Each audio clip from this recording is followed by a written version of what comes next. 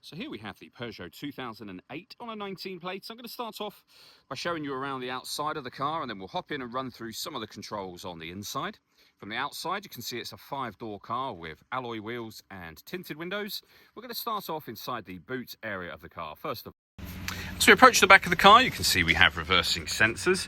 Plenty of boot space as well, which can be increased by folding down either of those 60-40 split folding rear seats, should you wish to do so.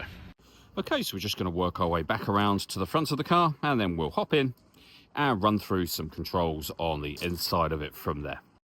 Just briefly before we climb in, I think it's well worth seeing the interior from this exterior point of view. There's plenty to run through on the dashboard, so let's hop in and we'll do that right now. Okay, now that we're inside the car, we're going to start with the dials. Over on the left-hand side, first of all, we have the coolant temperature gauge, followed by the rev counter, speedometer on the right-hand side, and on the far right, we have the fuel gauge for the car. In the centre, you can see the total miles. They are 53,459. We've also got a digital readout for the speedometer in that central section as well. If we back out to the steering wheel, we have our phone controls and stereo controls.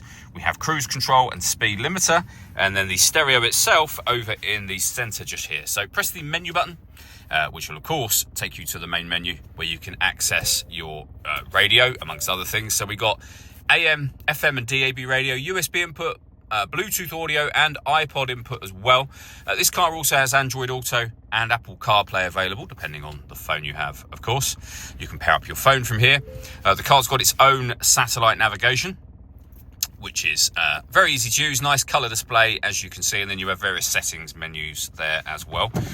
We've also got a full colour reversing camera with guidelines showing you what direction the car is headed in relation to the image shown on the screen.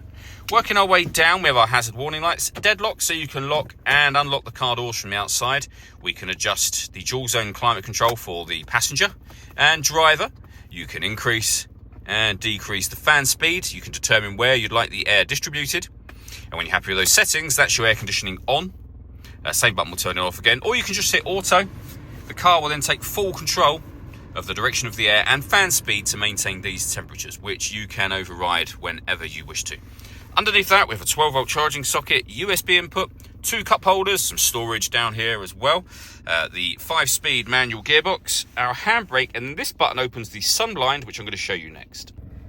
Okay, so as you can see, we have a massive kind of sunroof area. The sun blind will open all the way to the back of those rear seats. The glass section itself is fixed in place, but as you can see, with that fully open, it lets in a huge amount of extra light to this cabin area.